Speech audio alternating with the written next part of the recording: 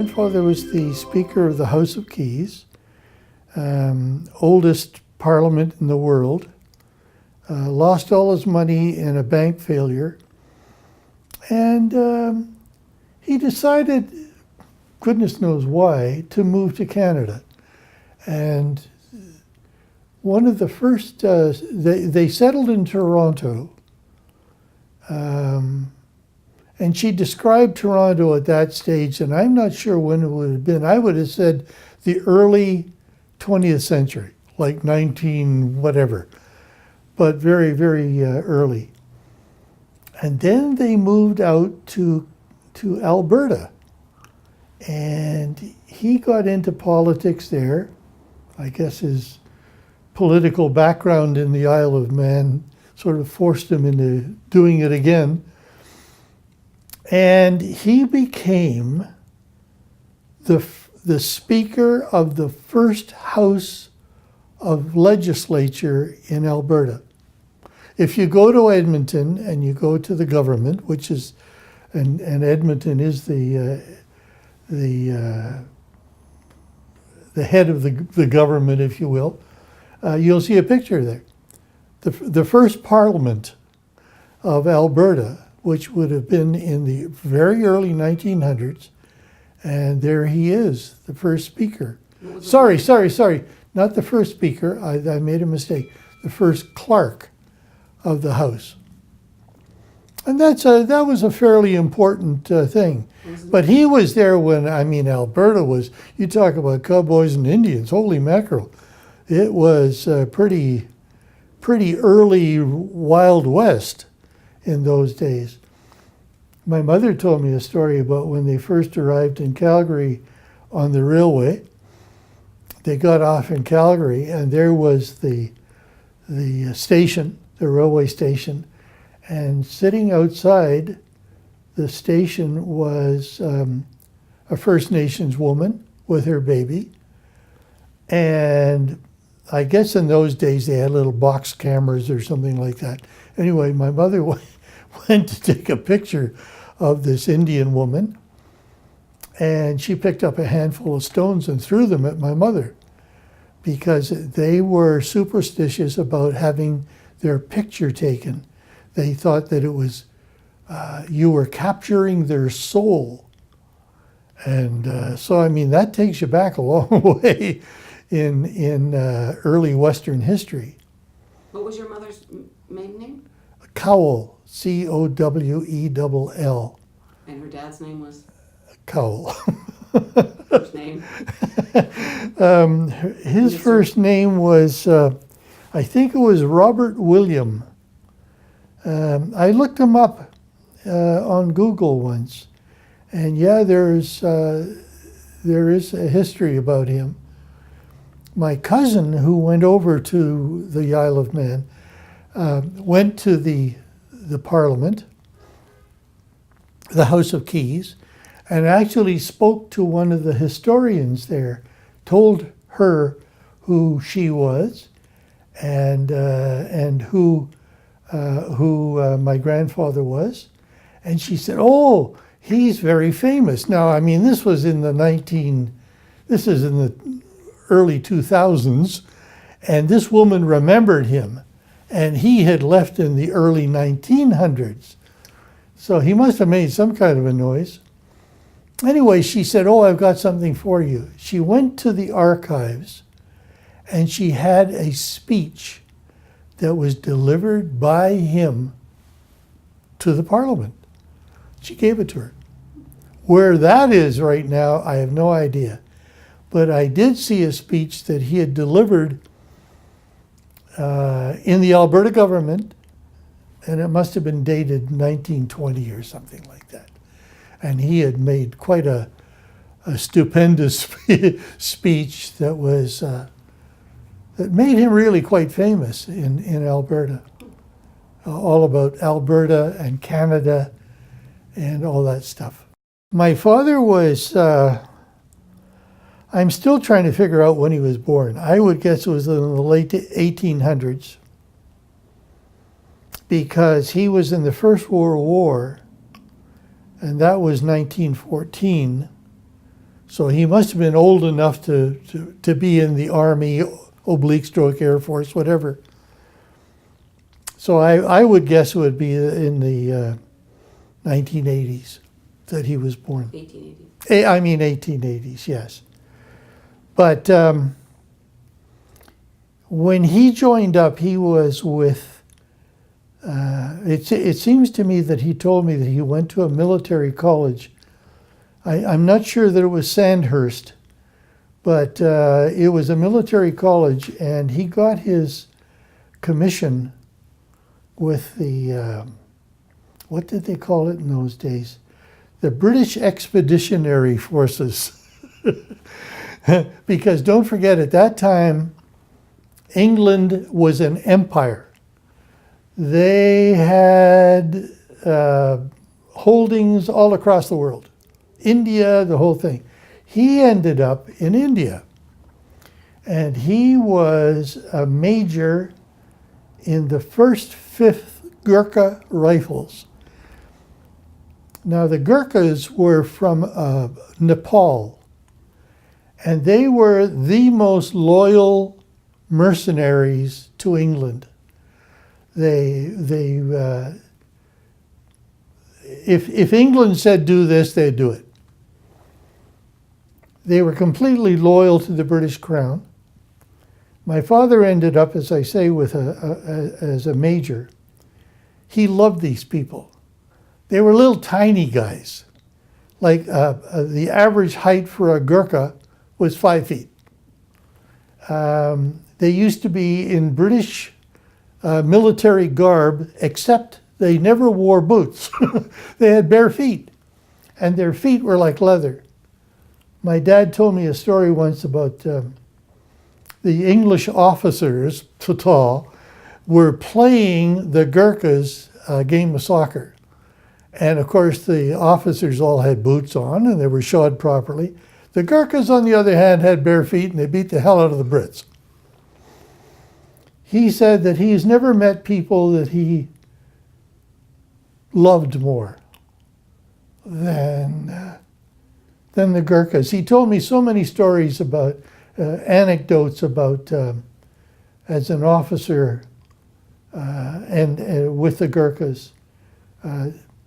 He taught them how to sing English songs, like it's a long way to Tipperary.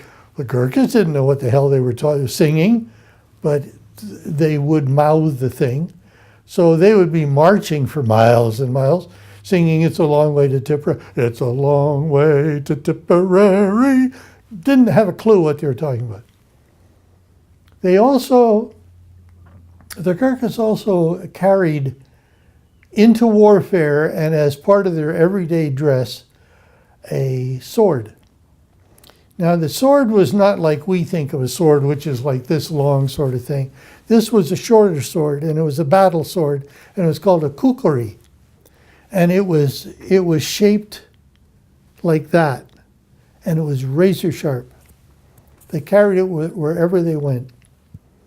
When they killed a man in battle, they'd take off an ear. I mean, it was like you used to hear about the Indians here taking scalps if they killed somebody. Well, in those days, they would take an ear. And my father, as an officer, was able to have his own tent, but he also had a batman, what they called a batman. And one night he woke up, and the officers would have their armament in the tent with them. And one night he woke up to this horrifying scream, and he looked up, and his batman was in the tent with him, which is a no-no with a British officer. And he said, "What are you doing there?" And the man was putting something into a little bag they all carried in battle around their neck, like a little chamois bag or leather bag. And this man was putting something into his bag, and he said, "What are you doing?"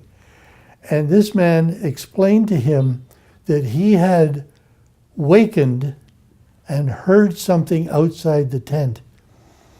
And he said, he finally explained to my father that he saw a hand coming in underneath the tent, going for my father's rifle. that was underneath his cot.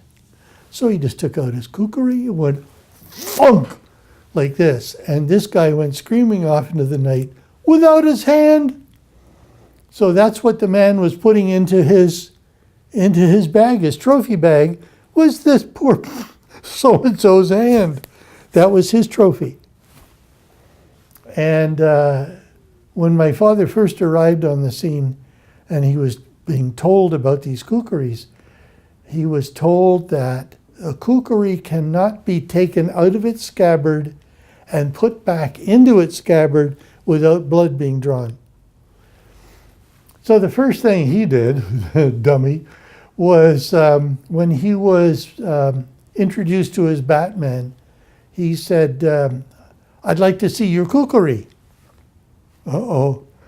So the man handed him his kukri in the scabbard.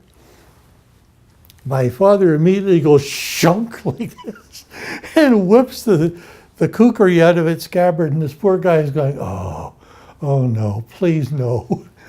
And so he said, oh, that's very interesting. He went to put the thing back into the scabbard, and the Batman pulled it out of his hand and cut himself with it. It had to have blood. So he cut himself with the kukri to be put back into the scabbard. So you know what, that the Gurkhas have a band.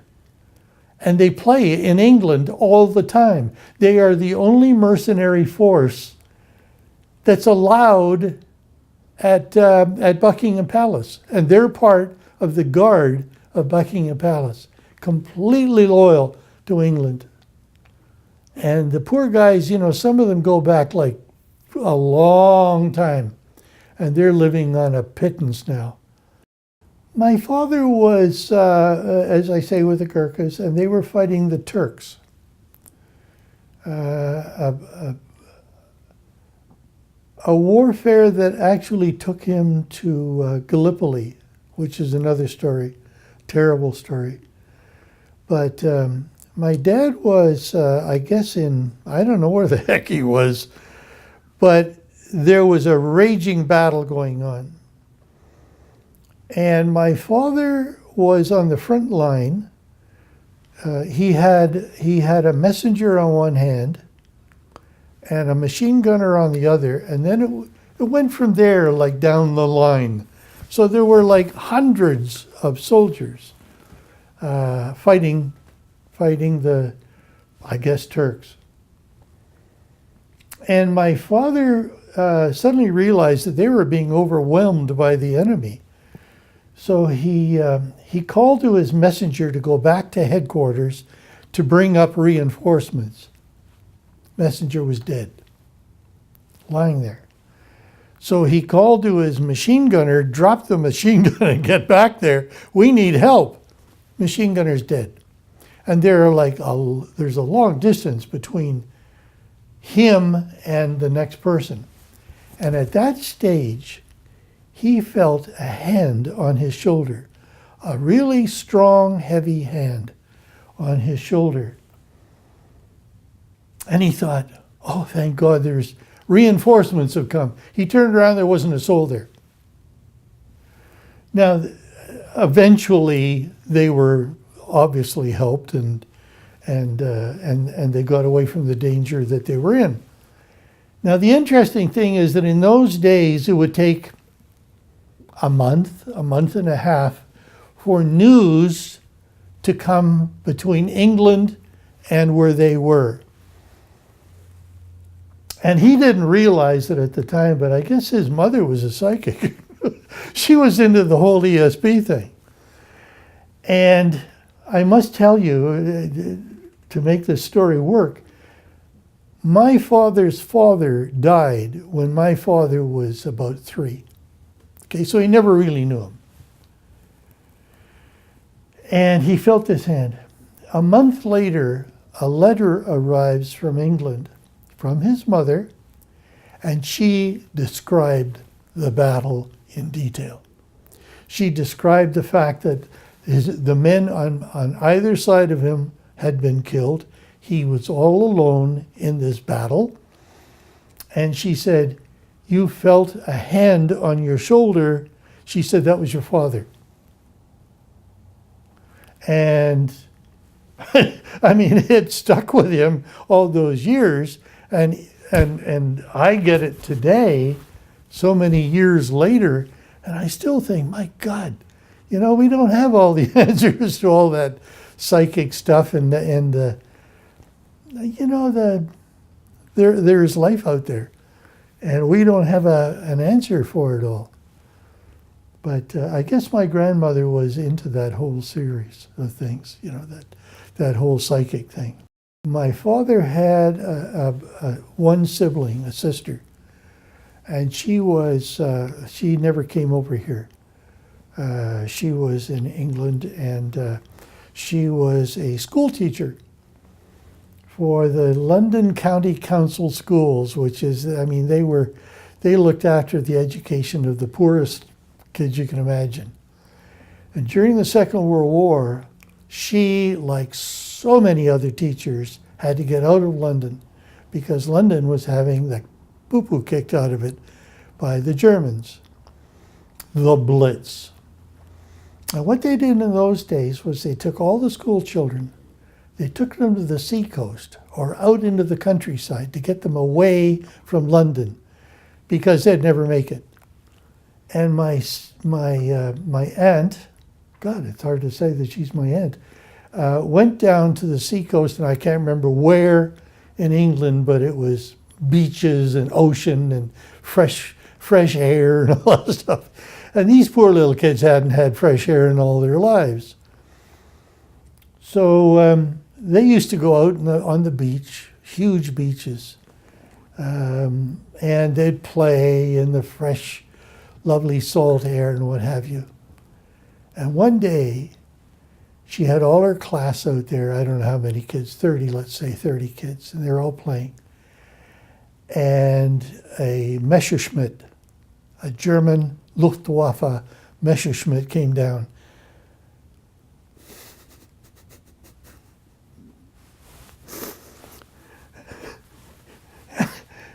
And strafed them, killed them all. Her too? No. She escaped, and maybe 2 or 3 other kids escaped. All the others were blown off the beach. Wow. And it made her slightly crazy, which you can expect. It would have me too. But after, you know, hearing it third hand, it's still, I find it very emotional. Mm-hmm. But that was part of the Second World War. You couldn't. First World War. No, this is the second. This is the Second World War. My father, while he started with in the army, ended up with what was then known as the Royal Flying Corps, which is now the RAF. And they flew planes that God knows how they took off, how they stuck together. They were held together with duct tape and wire. And some of the stories he told were pretty amazing. He was stationed at one stage in the game in what was called then Mesopotamia, which is now Iran. And I mean, I've got photographs somewhere in one of the cupboards of those days, with the hanging gardens of Babylon and places, you know, that have long gone. I tried to get more of his history because, you know, every once in a while he'd tell me these stories, but he was reticent about talking too much about it. And I found out since that most people from the First World War are the same way. They don't want to talk about it. It was too awful. So I got in touch with the army in England. This is not that long ago, a few years ago. And I explained everything that I knew, the fact that he was an officer and the 1st, 5th Gurkha Rifles, and They had no record of him. And I went, wait a minute, hang on here. He didn't make this stuff up. So I thought, all right, I'll go to the Royal Flying Corps. Well, the Royal Flying Corps is, as I say, the RAF. And I said, I have a framed citation signed by Sir Winston Churchill, who was, what was he, the Minister of War or something at that particular time. And this thing was a citation for valor, and all that good stuff. They had no record of him. He was a flight lieutenant in the Royal Flying Corps, and they had no record of him. And I think, what the hell, is my father a ghost or something? What is going on? And I have never been able to verify his situations in either of the armed forces. So what I'm telling you is what I've heard. Whether it's factual or not, I can't tell you. I went through the normal public school education. And I finally ended up actually going to high school at age 13, which I guess in those days was pretty young. But I got in there and I was a terrible student. Oh my God. I was the bane of the existence of all the teachers. There were a couple of teachers who liked me because they saw that I had some kind of artistic ability. The interesting thing was that my art teacher also taught, in those days, Latin. Now, I wasn't going to be a doctor, but she used to, we had to learn Latin. And I remember an open house at the school, and my father, this very proper little English gentleman, with his little three-piece suit, and he came to see his son at the open house. And it also gave him a chance of meeting the art teacher, who was a prissy little old biddy. That was very good, Peter. You were going to call her something else. But she was a real little pince nose sort of thing, and a little tailored suit. And so she was my art teacher. And so my father, in a very genteel way, said, and how is Peter doing with his art? Oh, she said, he'll never be an artist. He has no artistic ability at all. And he said something to her that I thought, okay, you've just finished my schooling, because I will be out tomorrow. He said, you silly bitch. He said, you wouldn't know good art if you found it in your soup. And with that, he turned tail in his little three-piece suit and walked out. And I'm going, excuse me, hello, Dad. I'm dead. And that was in first year high school. I made it to second year. And then they suggested that maybe it would be a good idea if I was to go to a school where they taught art. So they kicked me out. So I had 2 years of high school. And then I went to what they called a technical school in Toronto, Western Tech.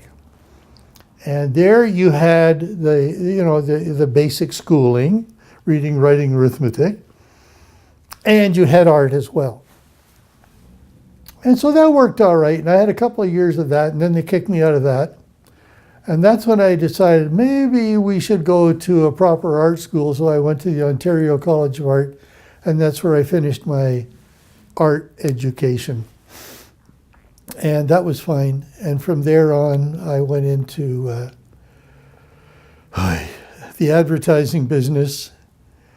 And I guess that was basically my education. My first job was working for a company, strangely enough, that my father worked for. And I was doing what they call storyboards for a film company.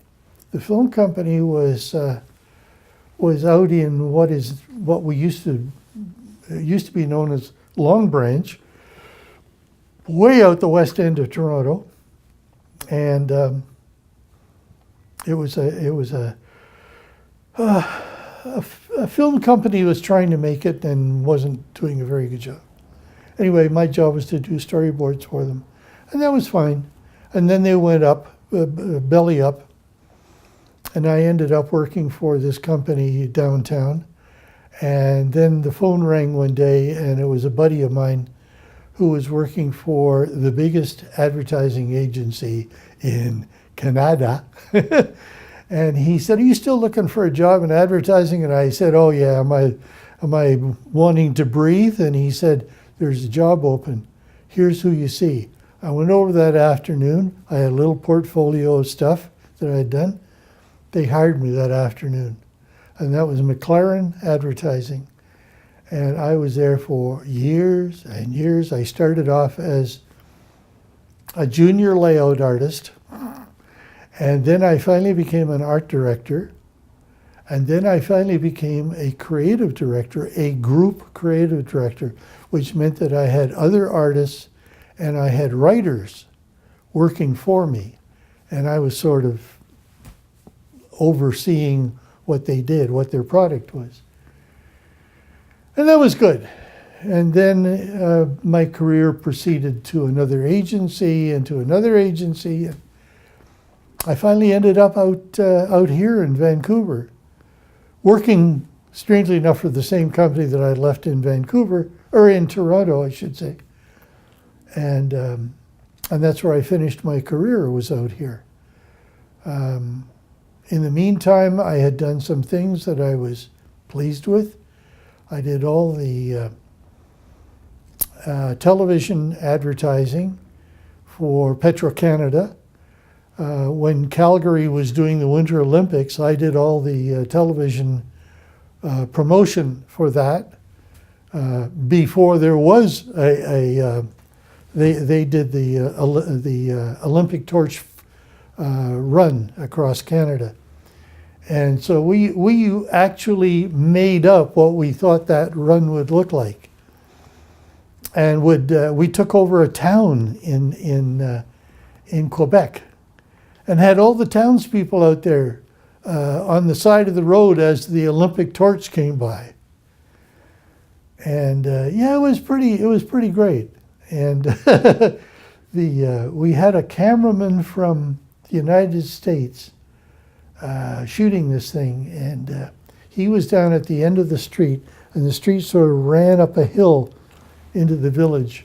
And here are all the people on the side. And down the hill comes the runner with the torch, a made-up torch, and other people, support runners. And they were coming down towards the camera. And it was a test. It was just strictly a test. So they came down, they stopped.